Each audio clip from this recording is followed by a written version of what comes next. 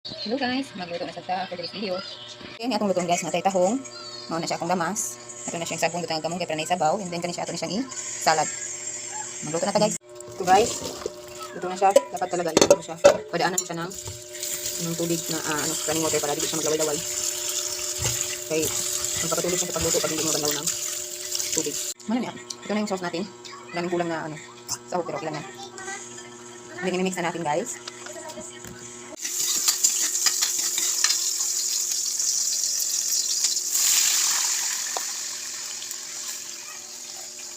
Ito na siya guys, kumukulo na siya. Lalagay ko na si tahong. Ilagay ko na tayong kumulo ng tubig para mawasan natin ang overcook.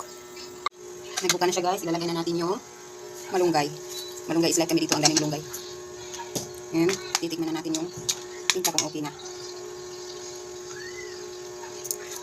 Okay na yan siya guys. Malunggay na yung luto. Luto na siya guys. Hanguin na natin. Kumain na tayo guys. May sabaw kami dito. Tahong. May busok. Tara guys, kain.